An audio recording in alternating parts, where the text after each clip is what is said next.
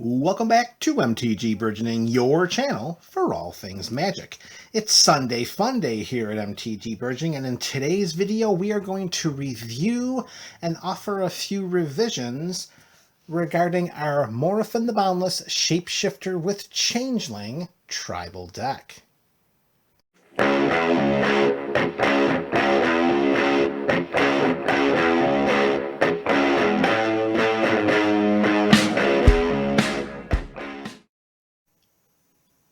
Welcome back, MTG BC. Here we are, Sunday Fun Day, and what better way to celebrate Sunday than bringing out our #1 Shapeshifter with Changeling, Morophon the Boundless.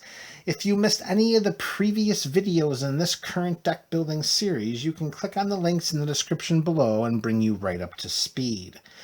Well, I will say, after a lot of gameplay, and when I say a lot, I mean 25 games worth of gameplay for this deck. That's right, folks.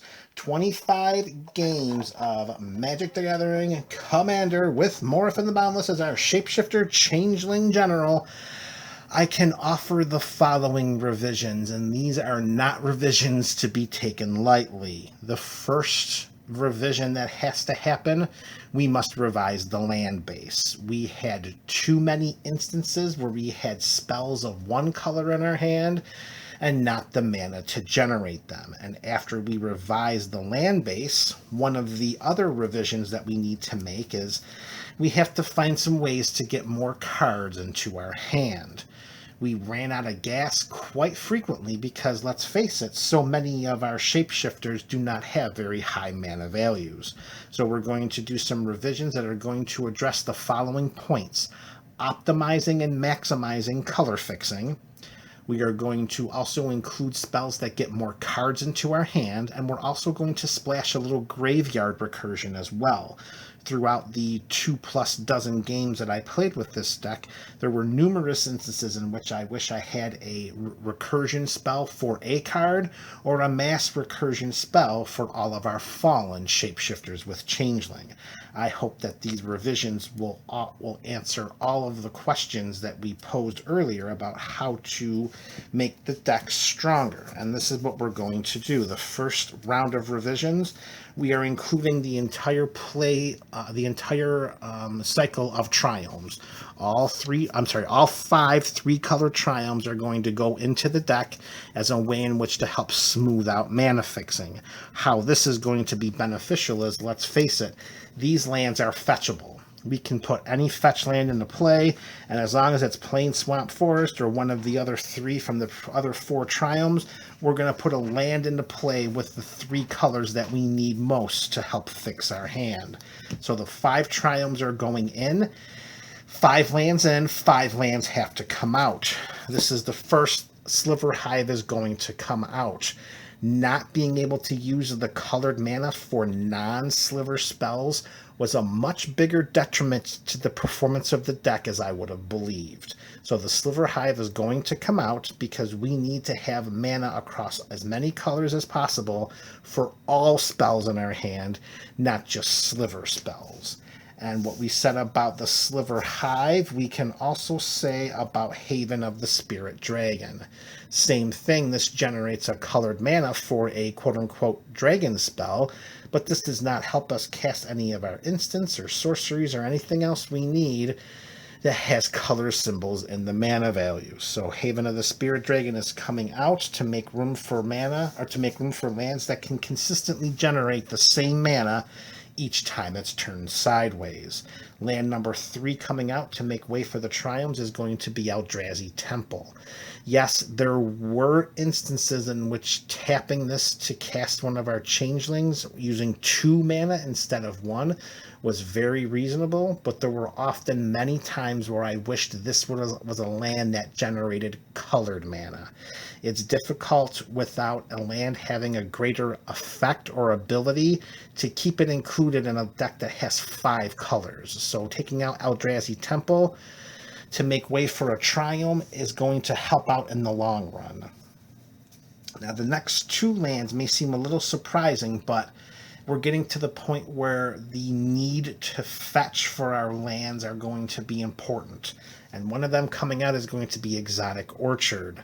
There were numerous games that I had sat down to play, and I was against the monocolored decks, and that was not very helpful. And actually, there were times I played against colorless decks too. The Exotic Orchard is a pretty awesome card if there's a greater degree of variability at the commander table, but I wasn't getting that consistent enough. And I'd like to be able to fix the mana more quickly by being able to fetch one of the Triomes, and I can't fetch an Exotic Orchard. So the Exotic Orchard is going to come out to make room for a Triome.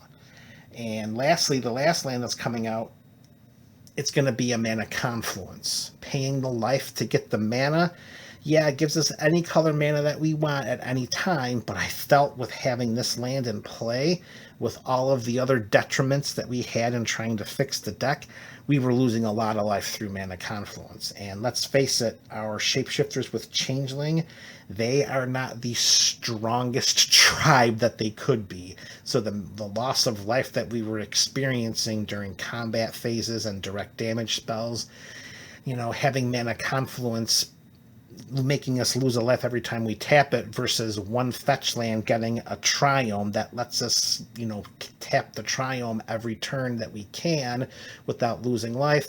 I think in the long run, replacing the Mana Confluence with one of the Triomes will be the better move, but through more gameplay, we'll know for sure. All right, so those 5 lands in, these 5 lands out as a way in which to help strengthen the mana base. Now, let's get to some spells. We are going to include 5 spells that, as we talked about earlier, will help to put cards in our hand, as well as recur some cards from our graveyard. The first card going in is going to be Patriarch's Bidding. So many Changelings go to the graveyard during the games that I was playing, the 25 games, and each time I'm staring at a graveyard full of Changelings, and I'm thinking to myself, if I only had a Patriarch's Bidding to bring all of them back, plus an additional creature type that might be in there. So Patriarch's Bidding, that's going in, and we could potentially consider this card a win condition. So let's keep that in mind. To make room for the Patriarch's Bidding, we are going to take out Rooftop Storm. The times that I was able to get this in play and cast my quote-unquote zombies for 0, it was okay, but to have an enchantment with a mana value of 6 with 5 and a blue, there were also times that, I invested this, cast a spell or 2 for free, and then it ends up getting, disenchanted or destroyed.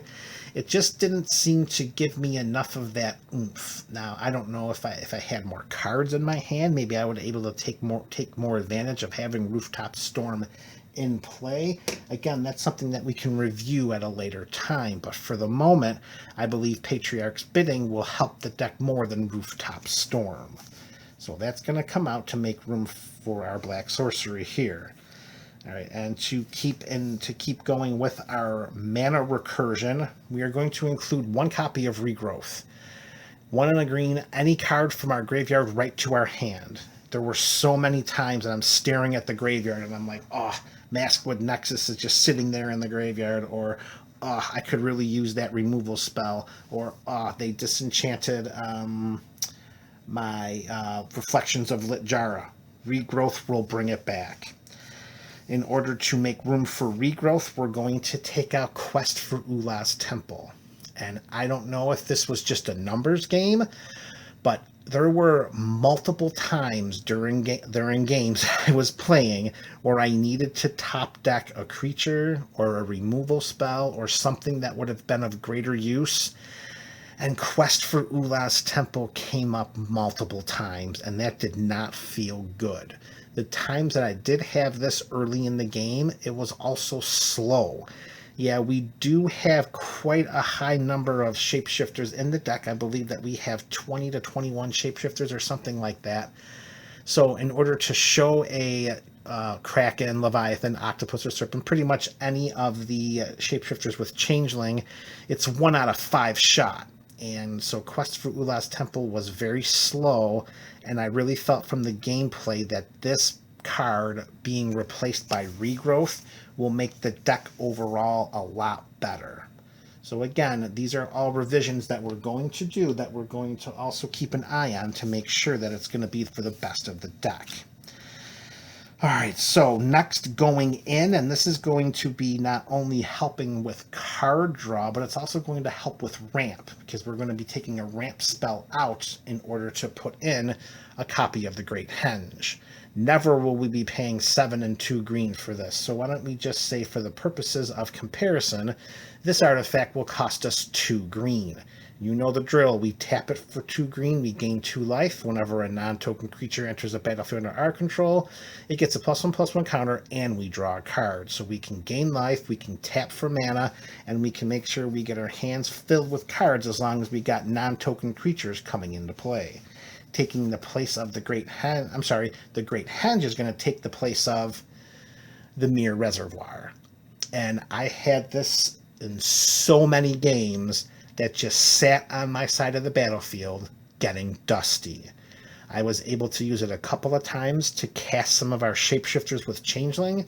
However, not being able to use it on any non-Changeling creatures or using it on any enchantments or instants or sorcery, that was difficult. So with no reservation in mind at all, I have no problem taking out the Mere Reservoir and replacing it with the Great Henge. With the idea of card draw still in mind, we're going to put a copy of Guardian Project. We're running a creature deck. This is Commander, so whenever a non-token creature enters the battlefield under our control, very similar to the Great Henge, of course, we're going to draw a card as long as we don't control another creature or have a creature card in the graveyard with the same name. That's going to help us keep consistently getting cards into our hand, which was something that happened a great deal during the games that I have played. It was tough keeping cards in our hand. Now, in order to fit Guardian Project into the deck, we need to take out Bears of Littjara. I don't have anything specifically malice intent for Bears of Littjara. It was helpful when it came into play by creating a Shapeshifter for 2/2 with Changeling, of course. However, when opponents started getting light as to what it could do, it did sometimes, become the focal point of a removal spell. The deck list is becoming refined to the point where it's getting very difficult to identify cards that are easy to take out in order to put other cards in for the purposes of enhancing and strengthening the deck. And as I feel that the removal in the deck is pretty strong, I sense that taking out the Bears of Littjara, which could act as a removal spell for one creature or planeswalker once the 3rd lore counter goes on, that coming out in order to add something like the Guardian Project, which lets us draw cards. Additionally, we also lose the ability of our Shapeshifter creatures to have base power toughness 4/4 when lore counter 2 comes on. However, with the Great Henge putting +1/+1 counters on those creatures that are coming into play, then they don't have to just be Shapeshifters. I think that the overall package going in can make it a little easier to bring the Bears of Littjara out. So again, we're taking one of the strengths of the deck, weakening it slightly to make the overall deck a bit stronger. All right, and the very last revision we're going to make to this deck, so we're taking out 10 cards, we're putting 10 cards in. We are going to include a Demonic Tutor. Now, I did want to try to avoid oversaturating this deck with tutors and other, consistently really good, strong commander cards, just to try to do something a little bit more, independent of what the current meta demands for as really, really strong cards in a deck. However, I think because of the few number of cards in the deck that actually will make the deck work beyond imagining, like, for example, Maskwood Nexus. Now, the Coveted Prize worked extremely well, and I am very happy to have that card in the deck. And I think just including a Demonic Tutor, more often than not, it was the times during the game where I needed to tutor up a removal spell that I was really wishing I had a Demonic Tutor. With the mana that I had available, casting a demonic tutor and bringing to my hand like a blasphemous act or an austere command or something like that. Well, I mean, you guys know I don't have to extol the virtues of what demonic tutor does. I just think it's going to help make this deck a lot better. And I know if we look down, we've got pretty much staples here, especially with the Great Henge and the Guardian Project and Regrowth. And we were trying to keep this to be a little more of a niche deck. But I think we have the opportunity to make a Shapeshifter Changeling Tribal deck to be a little stronger than just niche. So with Demonic Tutor going in, we're going to take out a Changeling Outcast. Now, again, this is a description very similar to what it was when I was talking about Quest for Ulah's Temple. There were times in the game where I needed to just draw a creature to act as a blocker. And then I drew this guy, and he can't block. Yeah, he also is unblockable, but for the purposes of what we're doing here, it's not like we have the ability to sit back and send the Changeling Outcast into unblocked combat 20 times in a game. So we, again, similar to what we did when we talked about the Guardian Project going in and the Bears of Littjara coming out, Guardian Project going in is going to help, make the overall deck stronger by slightly weakening the removal. And that's going to be the same case with Demonic Tutor. Demonic Tutor is going to go in. We're going to take out what I determined to be the weakest of our shapeshifters with Changeling. So we weaken slightly our creature base in order to enhance the overall strength of the deck by including a Demonic Tutor. And there you have it, folks.